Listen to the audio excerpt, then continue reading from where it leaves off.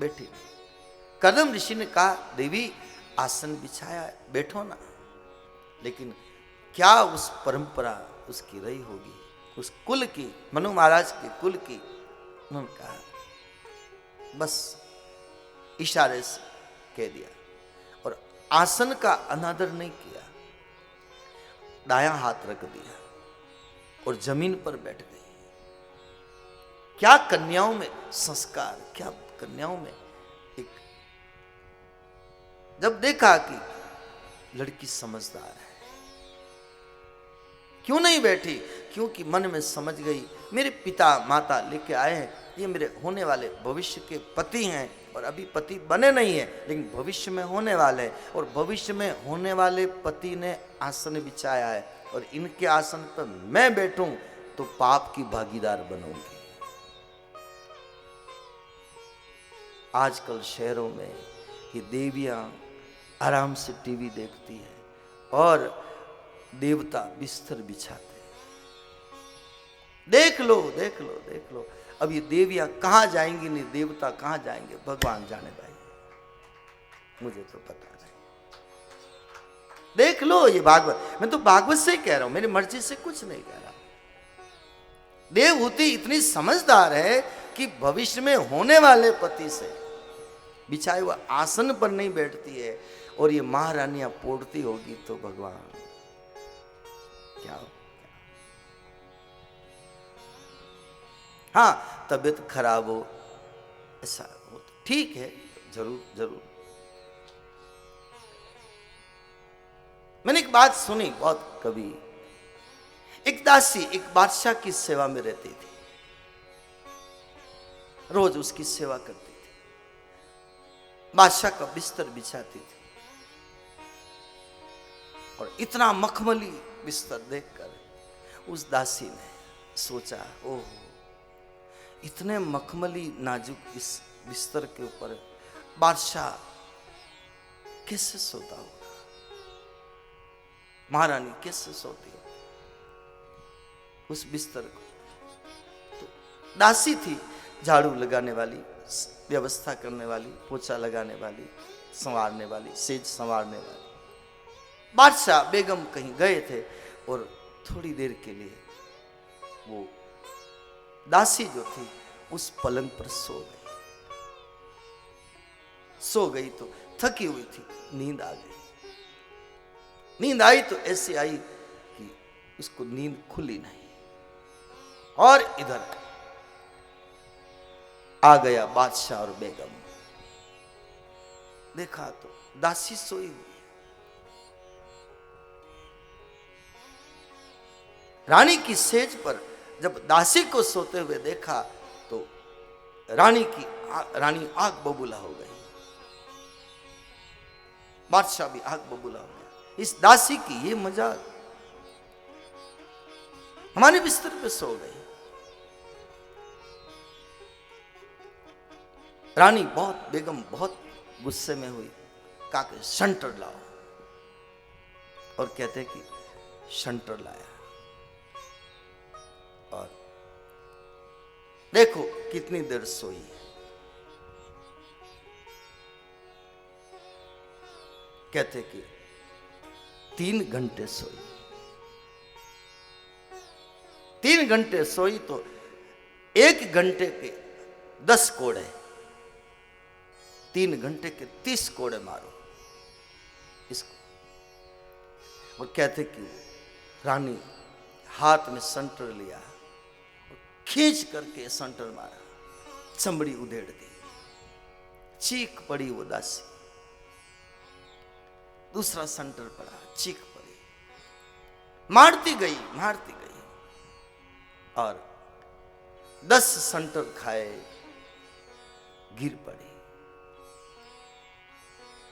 और राजा ने कहा कि कहीं मर न जाए, रुक गई रानी, हाथ में संटर। फिर जब वो दासी उठी तो खिलखिला के हंसती हुई उठी, खिलखिला के, इतनी हंसी, इतनी हंसी, इतनी हंसी, खून बह रहा है शरीर से, इतनी हंस रही है। राजा खड़ा है, रानी खड़ी है कि कि कहा कि तू हंस क्यों रही है, पहले तो रो रही थी, चीख रही थी, अब तू हंस क्यों रही है। तो उस दासी ने कहा, मैं पहले रोई इसलिए कि मेरे मार पड़ी, अब इसलिए हंस रही हूं कि मैं 3 घड़ी इसके ऊपर सोई, मेरी चमड़ी उधेड़ दी, आज तक इतने वर्षों से जो सोते हुए आ रहे हैं, खुदा उनको क्या सजा देगा। उसी समय कहते हैं, उसी वक्त छोड़ दिया राजपाट, राजा और रानी दोनों फकीर बन गए। एक झटका लग गया एक दासी के शब्दों का, और सोचा 3 घंटे की हमने ये सजा दी है, तो हम इतने समय से सो रहे हैं, परमात्मा क्या सजा देगा। बकरी चर गई पात ने, उसकी काड़ी खाल, जो बकरी को खात है उसका कौन हवाल, ऐसा संतों ने कहा। एक बकरी ने हरी पत्तियां खाई, उसकी गर्दन काट दी, लेकिन जो बकरी को खाता है उसका कौन हवाल। तो पति के बिछाए हुए बिस्तर पर सोना, आप सोते हो तो कोई मन में ऐसे मत सोचना कि किनको बुलाया, हमारा तो सब मामला ही गड़बड़ कर दिया, ऐसे मत सोच। आपने मुझे भागवत के लिए बुलाया तो मैं तो भागवत से ही निकाल के कह रहा हूं, कोई मेरा अलग से नहीं है कि अच्छा है बिस्तर पति बिछा दे तो तकिया वो लगा दे, आधा आधा 50-50 वो कर। लेकिन ये कलयुग है, ये कलयुग है, इस कलयुग का क्या वर्णन करें, क्या वर्णन करें। पढ़ लो भागवत जी में, रामायण में सब पढ़ लो। तो कई कई देखता हूं, पति तो जाता है ना, वही दूध लाता है ना, फिर वही चाय बनाता है ना, फिर चाय का कप लेके ए जगदम्बा ले पी। अब उनका तो क्या कहे, उनका क्या कहे, जो भी है अच्छा है। शरीर सलामत रहे तो खुद सेवा करो। शरीर सलामत होते हुए अगर आप पति परमेश्वर है, अगर उससे आप ऐसे सेवा करवाओगे, ये सुख दुख के साथी दोनों पहिए हैं, उनके दुख में वो काम आवे, उनके दुख में वो काम आवे। लेकिन मैंने तो सुना हमारे संतों से, एक पत्नी पीर जा रही थी, आगे मैंने कथा में भी कभी कहा हो, पीर जा रही थी, पति खूब रो रहा था।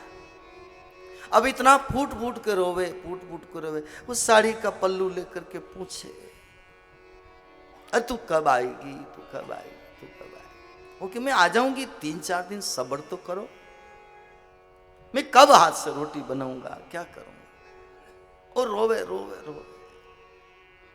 पत्नी का भी जीव थोड़ा थोड़ा हुआ, भी ऐसे भोलेनाथ को कैसे समझाऊं।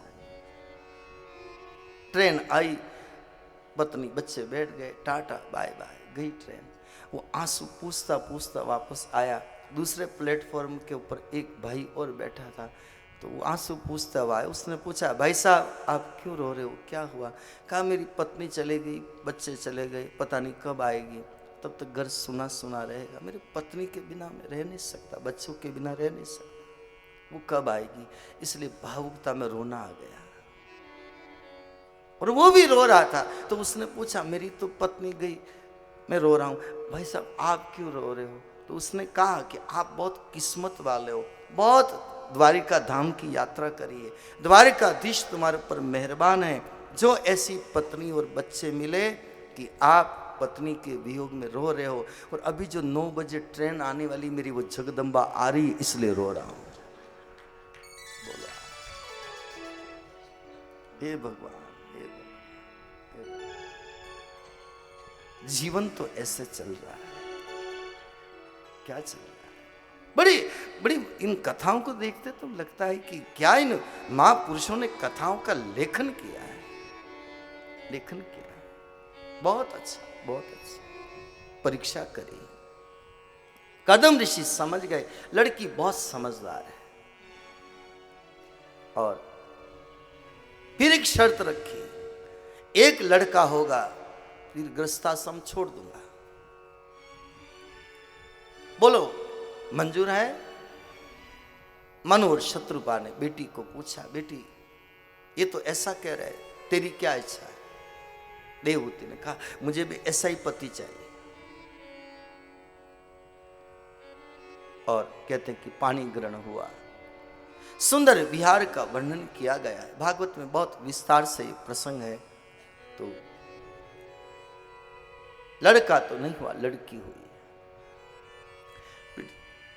सोचा अब लड़का होगा, वो भी लड़की हुई। फिर सोचा अब लड़का होगा, वो भी लड़की हुई। फिर सोचा अब लड़का होगा, वो भी लड़की हुई। और 9 लड़कियां हुई है।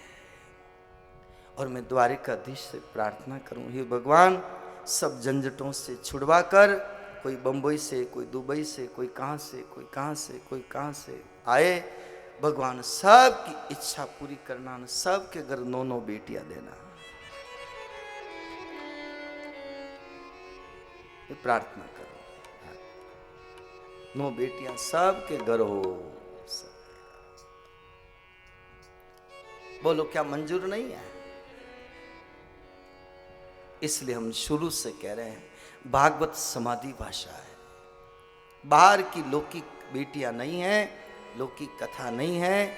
लौकिक कहानी समझाने के लिए 9 बेटियों का अर्थ करई होगी कभी किसी जमाने में। ये कथाएं जरूर हुई होगी, नहीं तो क्यों लिखी जाती। लेकिन 9 बेटियों का अर्थ है 9 प्रकार की भक्ति।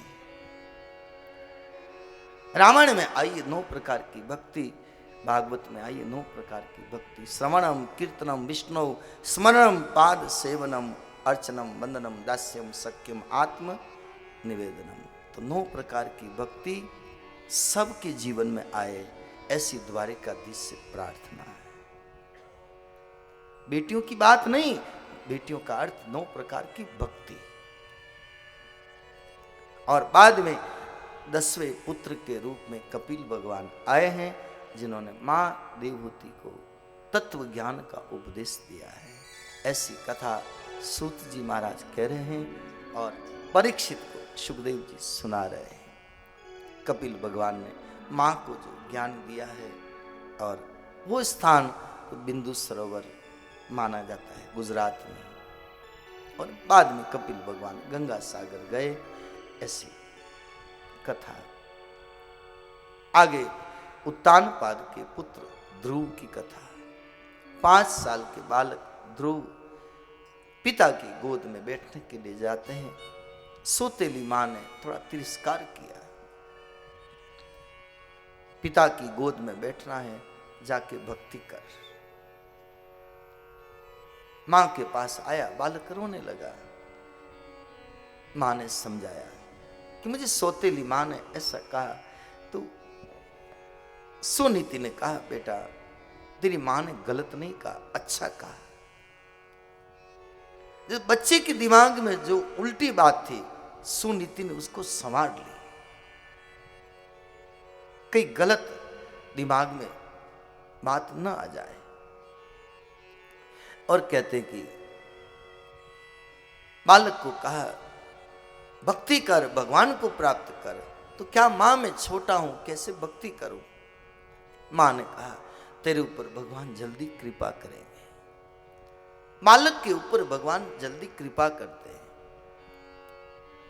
मां मैं जंगल में जाऊं? हां बेटा जा। जंगली जानवर का डर लगेगा कि नहीं, भगवान वो रक्षा करेगा। और बालक ध्रुव आते हैं मां से आज्ञा लेकर। मधुवन में आए, और आप कभी जाओ दिल्ली की तरफ, मथुरा की तरफ, तो हाईवे रोड के ऊपर जय गुरुदेव का आश्रम है। आप में से जो कोई गए होंगे, उसी के पास एक गली जा रही है। गली के अंदर उस स्थान का नाम है मधुवन, और उससे पहाड़ी के ऊपर है, और एक टीला बना हुआ है। वहाँ ध्रुव का मूर्ति भी स्थापना है। वहाँ पर ध्रुव जी ने तपस्या करी, वो उनकी तपस्थली मानी जाती है। ऐसा उन आश्रम से अंदर। कभी आप जाओ तो मैं आपको एड्रेस पूरा बता रहा हूँ। वो कथा जो कभी हुई है हजारों साल पहले।